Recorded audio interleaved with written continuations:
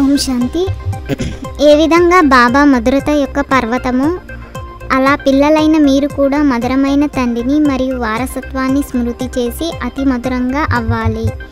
బాబా దేహ సహితంగా ఈ పనికిరానివన్నీ ఏవైతే ఉన్నాయో మా ఈ సర్వస్వాన్ని మీకు ఇస్తాము మరియు మీ నుండి మళ్ళీ అక్కడ అన్నింటినీ తీసుకుంటాము. తద్వారా మీరు సురక్షితం అయ్యారు. ఇది శివబాబా యొక్క సేఫ్టీ బ్యాంక్. మీరు బాబా లాకర్లో ఉంటూ అమరులుగా అవుతారు. మీరు మృత్యువుపై కూడా విజయం పొందుతారు. శివబాబాకు చెందిన వారిగా అయ్యారు కావున సురక్షితం అయిపోయారు. ఇకపోతే ఉన్నతి పదవిని పొందేందుకు పురుషార్థం చేయాలి. పిల్లలు నన్ను స్మృతి చేయడం ద్వారా మీరు పురుషోత్తములుగా అవుతారు మరియు జ్ఞానరత్నాలను ధారణ చేయడం ద్వారా మీరు భవిష్య 21 జన్మల కొరకు పరమాపతులుగా అవుతారు. స్వయాన్ని అశరీరిగా భావించి నన్ను స్మృతి చేసినట్లయితే నేను ప్రతిజ్ఞ చేస్తున్నాను, ఈ స్మృతి ద్వారానే మీ కలహ క్లేశాలు అన్నీ అంతమైపోతాయి. మీ నోటి నుండి సదా రత్నాలే వెలువడాలి. ఏ విధమైన రాళ్ల వంటి చేదు మాటలు వెలువడకూడదు. ఎంత మధురంగా అవుతారో అంతగా తండ్రి పేరును ప్రఖ్యాతం చేస్తారు. రోజు తమ లోపల తాము చెక్ చేసుకోవాలి. లక్ష్మిని వరించేందుకు యోగ్యంగా ఉన్నానా, లేదు అంటే నాలో ఏమేమి లోపాలు ఉన్నాయి. ఎందుకంటే పిల్లలైన మీరు పర్ఫెక్ట్గా అవ్వాలి. మొత్తం రోజంతటిలో మనస వాచ కర్మన ఎవరికి దుఃఖాన్ని అయితే ఇవ్వలేదు కదా. సాక్షిగా అయ్యి తమ నడవడికను చూసుకోవాలి. ఇతరుల నడవడికను కూడా చూడవచ్చు, కానీ ముందు స్వయాన్ని చూసుకోవాలి. ఎవరైనా అడిగితే మీరు చెప్పండి, వాహ్, మేము అనంతమైన తండ్రి నుండి అనంతమైన సుఖము యొక్క వారసత్వాన్ని తీసుకుంటున్నాము. సదా ఆరోగ్యవంతులుగా సదా ఐశ్వర్యవంతులుగా అవుతాము. మా అన్ని మనోకామనలు పూర్తవుతున్నాయి.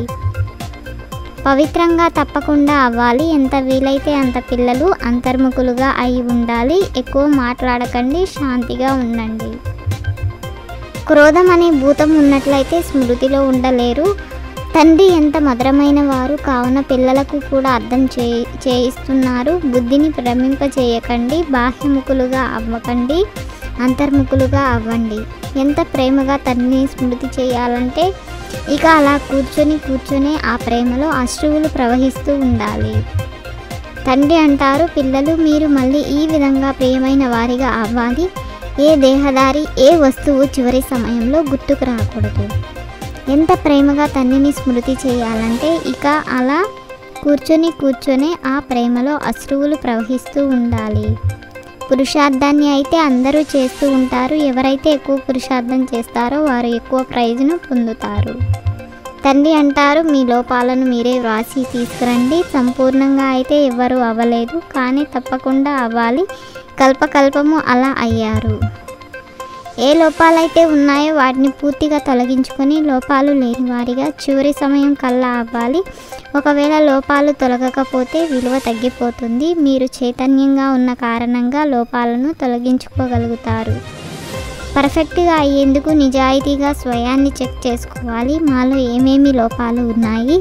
సాక్షిగా అయ్యి తమ నడవడికను చూసుకోవాలి. భూతాలను పారద్రోలేందుకు యుక్తిని రచించాలి. ప్రకృతి ద్వారా రాబోయే పరిస్థితులపై విజయాన్ని ప్రాప్తి చేసుకునే పురుషోత్తమ ఆత్మభవ. జ్ఞానానికి అర్థము అనుభవం చేయడము మరియు ఇతరులను అనుభవజ్ఞులుగా చేయడము. ఓం శాంతి. 21 పాయింట్లను 21 జన్మల కోసం ధారణ చేసి, లైక్ చేసి, షేర్ చేసి తప్పకుండా సబ్స్క్రైబ్ చేయండి.